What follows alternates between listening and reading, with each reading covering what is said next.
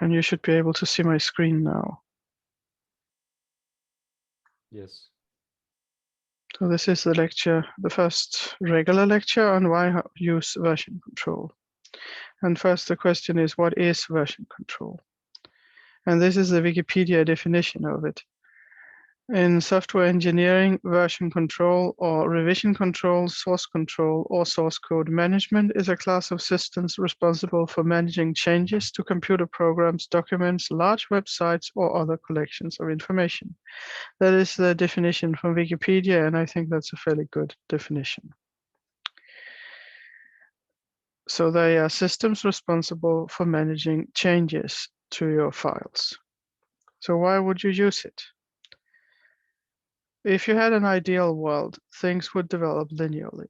Every time you make a new version from your project or from your files, it would be an improvement upon the previous version. So you would make improvements today, tomorrow, and the day after.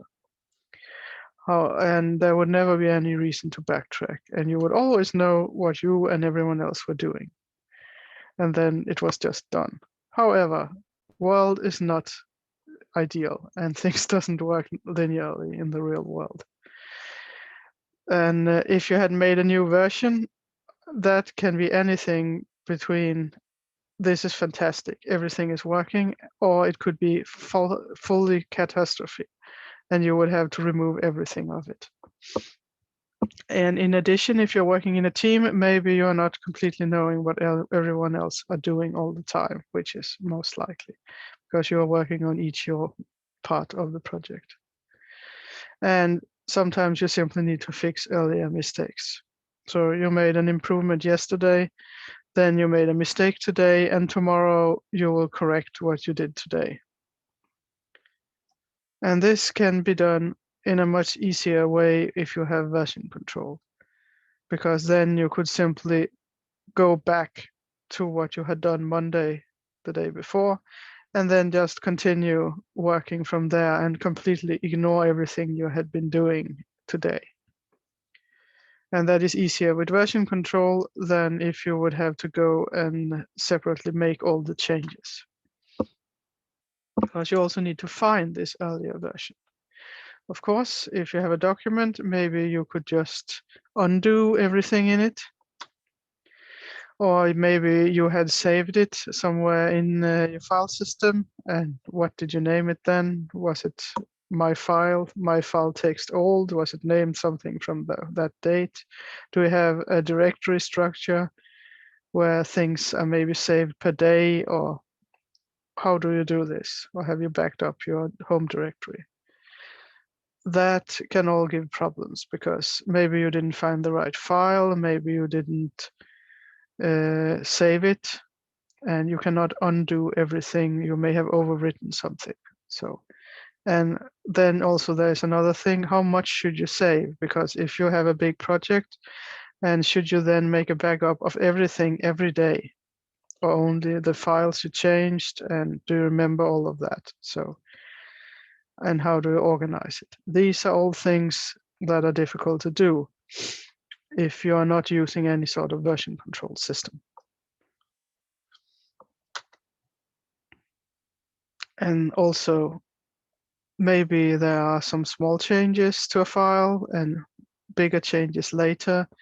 I mean, you could make a change to one part of it and improve another part of it, and then there was an error in a third part of it. So you cannot just delete all of it and go back, because then maybe you deleted some improvements you make. And this only makes it even worse. So how do we solve this? We use version control systems, because that stores history using snapshots, which we call commits. And that represents the project as it was at a given point in time. And the version control system manages the snapshots and the metadata, which names for it, tags in Git, these hashes, or you can also name them separately. There are comments, there are dates, authors, everything it saves as metadata. And it's quite easy to move between the different snapshots.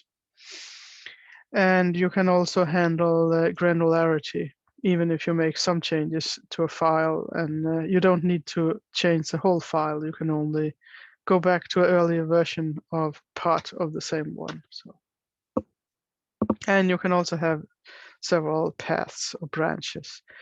So if you're working on something you're not sure will be good, then you can simply create a new branch, work on that, and see if you feel it's good enough to merge into the main branch. And another advantage with version control systems, it's easy to compare different snapshots. So you have these various revisions which are named, you have comments, which you should make good comments so that you can see what it was you made of changes. And there will be information about the time and the author, who did what.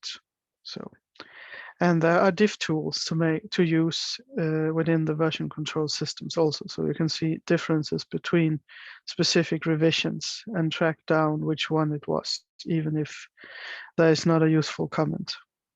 There are search tools you can do by section search and see, slowly go back and forth and find the one you needed. It's also possible to join or merge different snapshots. So it's very good for that. And particularly for collaboration. Because even if it's difficult to keep track of changes, if it's just you, if it's a whole team of people working together, then it's just so much more difficult to keep track of it. And the way you usually do this is that you have some remote repository, and then there are multiple clients using that. So you work locally, and then you send, or in Git, push changes to the server, and of course also pull changes that other people have done. And then the version control system will keep track of what has been done and by whom. And this is much safer than having to make changes to one file directly, all of you, and sending it back and forth, because you can easily fix any mistake you make, even if it's just done on one end. I mean, if you make a change locally and find out it's a mistake before you push it, then it's of course extra easy. And then later you can merge everything that was contributed by several people. And you can also have worked on different branches, which you then merge together. So, and backup is sort of automatically built in. That is what version control systems are. They function as a backup also. So there are copies of each file locally, and only the changes or the files that are changed are stored. Usually it depends on the version control system, but yeah. And if you have a lost file locally, you can recover it from the server. And then there's also that version control systems like Git, they are integrated with several services. There are things like HackMD and Overleaf and things like that, where you can work on it together online. And you have things like GitHub, where you can do things online in a graphical interface, and there are some things that are easier to do on the command line locally, but that is quite handy. So I mean, there is a place where you can have your stuff stored and work together from.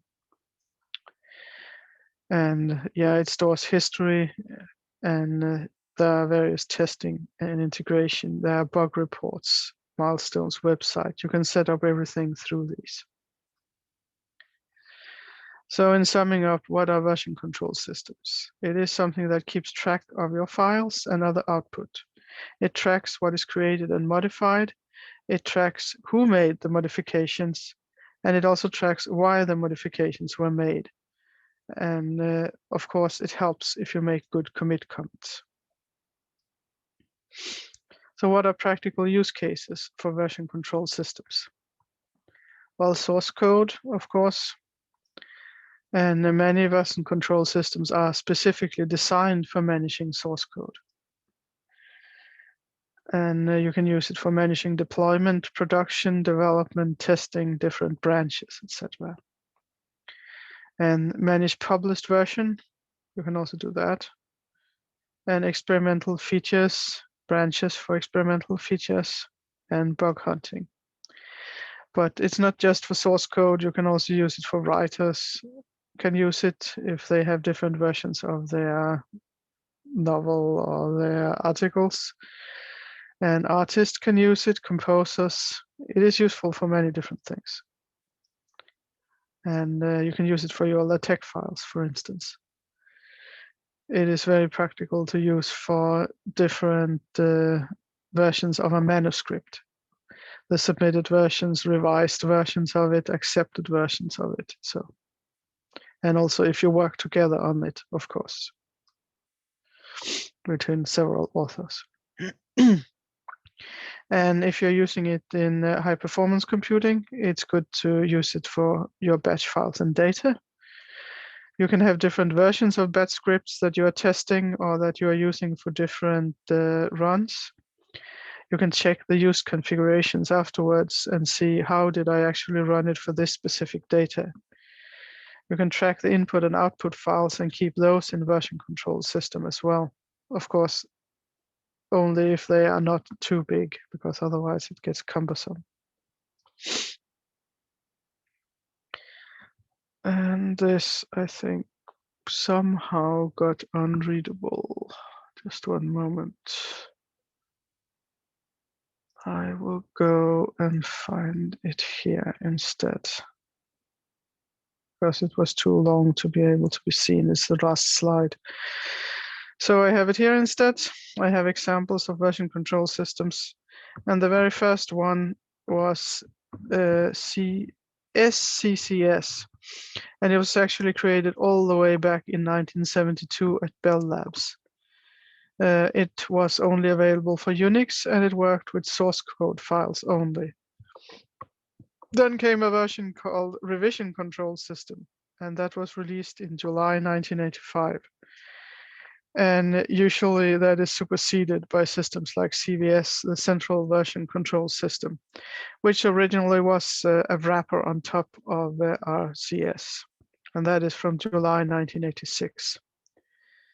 And that expanded on it by adding support for repository level change tracking and client server models.